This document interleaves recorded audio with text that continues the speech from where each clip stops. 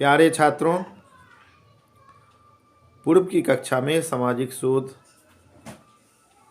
के अर्थ, प्रकृति, उद्देश्य एवं चरण के ऊपर चर्चा हुई और आज उसी चरण को आगे बढ़ाते हुए सामाजिक शोध के चरण के ऊपर चर्चा करेंगे।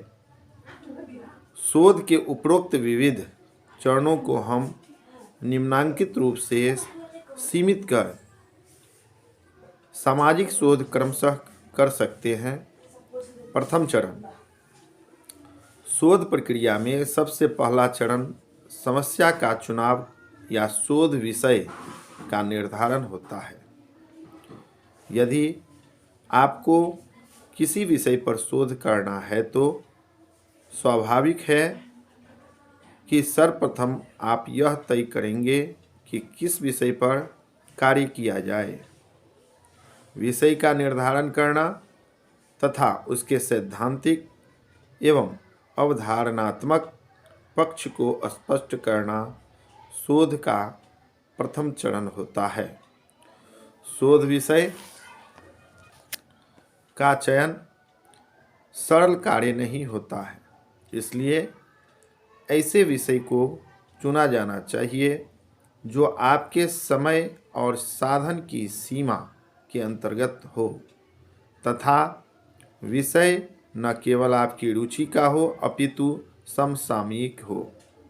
इस तरह आपके द्वारा चयनित एक सामान्य विषय वैज्ञानिक खोज के लिए आपके द्वारा विशिष्ट शोध समस्या के रूप में निर्मित कर दिया जाता है। शोध विषय के निर्धारण और उसके प्रतिपादन की दो अवस्थाएं होती हैं।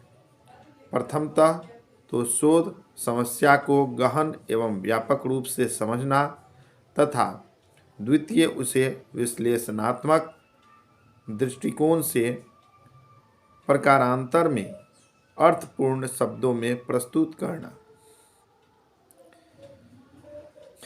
अक्सर शोध छात्रों द्वारा यह प्रश्न किया जाता है कि किस विषय पर शोध करें। इसी तरह अक्सर शोध छात्रों से यह प्रश्न किया जाता है कि आपने चयनित विषय क्यों लिया। दोनों ही स्थितियों से यह स्पष्ट है कि शोध के विषय या अध्ययन समस्या का चुनाव महत्वपूर्ण चरण है जिसका स्पष्टीकरण जरूरी है, लेकिन अक्सर ऐसा होता नहीं है। उन अनेकों शोध छात्र अपने शोध विषय के चयन का स्पष्टीकरण समुचित तरीके से नहीं दे पाते हैं। विद्वानों ने अपने शोध विषय के चयन के तर्कों पर काफ़ी कुछ लिखा है। हम यहाँ उनके तर्कों को प्रस्तुत नहीं करेंगे अपितु मात्र बर्नार्ड जो 1994 के उस सुझाव का उल्लेख करना चाहेंगे जिसमें उसने शोधकर्ताओं को यह सुझाव दिया है कि वे स्वयं से निम्नांकित प्रश्न पूछें। पहला, क्या आपको अपने शोध का विषय रुचिकर लगता है? दूसरा, क्या आपके शोध विषय का वैज्ञानिक अध्ययन संभव है?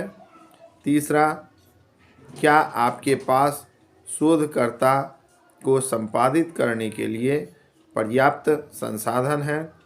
चौथा, क्या शोध प्रश्नों को पूछने अथवा शोध की कुछ विधियों एवं तकनीकों के प्रयोग से आपके समक्ष किसी प्रकार की नीतिगत अथवा नैतिक समस्या तो नहीं आएगी? पांचवा, क्या आपके शोध का विषय सैद्धांतिक रूप से महत्वपूर्ण और रोचक है? निश्चित रूप से उपरोक्त प्रश्नों पर तार्किक तरीके से विचार करने पर उत्तम शोध समस्या का चयन संभव हो सकेगा। अब द्वितीय चरण, यह तय हो जाने के पश्चात कि किस विषय पर शोध कार्य किया जाएगा, विषय से संबंधित साहित्यों, अन्य शोध कार्यों का सर्वेक्षण यानी कि अध्ययन किया जाता है। इससे तात्पर्य यह है कि चयनित विषय से संबंधित समस्त लिखित या अलिखित, प्रकाशित या अप्रकाशित सामग्री का गहन अध्ययन किया जाता है ताकि चयनित विषय के सभी पक्षों की जानकारी प्राप्त हो सके।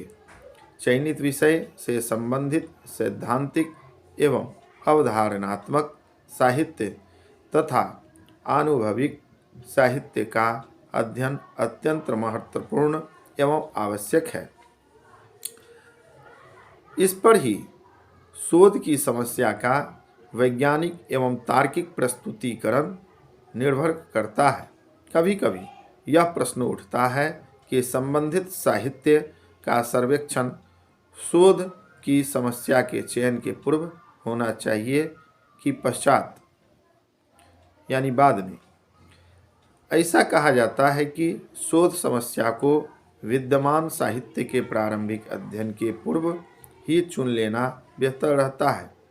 यहाँ यह भी प्रश्न उठ सकता है कि बिना 7 विषय के बारे में कुछ पढ़े को कैसे अध्ययन समस्या का निर्धारण कर सकता है, विशेषकर तब जब आप यह अपेक्षा रखते हैं कि शोधकर्ता शोध के प्रथम चरण में ही अध्ययन की समस्या को निर्धारित, निर्मित एवं परिभाषित करें तथा उसके शोध प्रश्नों एवं उद्देश्यों को अभिव्यक्त करें। समस्या का चयन एवं निर्धारण शोधकर्ता के व्यापक ज्ञान के आधार पर हो सकता है। तत्पश्चात उसे उक्त विषय से संबंधित सैद्धांतिक एवं अवधारणात्मक तथा विविध विद्वानों द्वारा किए गए आनुभविक अध्ययनों से संबंधित सामग्री का अध्ययन करना चाहिए। ऐसा करने से उसे यह स्पष्ट हो जाता है कि संबंधित विषय पर किन किन दृष्टियों से किन किन विद्वानों ने विचार किया है और विविध अध्ययनों के उद्देश्य, उपकल्पनाएं, कार्यविधि क्या क्या रही है, साथ ही साथ विविध विद्वानों के क्या निष्कर्ष रहे हैं। इतना ही नहीं, उन विद्वानों द्वारा झेली गई समस्याओं या उसके द्वारा भविष्य के अध्ययन किए जाने वाले सुझाए विषयों की भी जानकारी प्राप्त हो जाती है।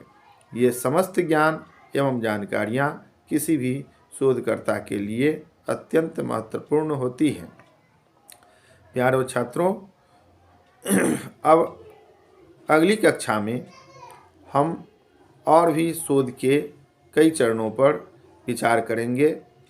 मुझे आशा और विश्वास है कि आप इस कक्षा का गहन रूप से अध्ययन करेंगे और अपनी बौद्धिक चेतना का विकास करेंगे और सामाजिक उत्थान में शोध की अहम भूमिका को निर्वहन करने का भी प्रयास करेंगे।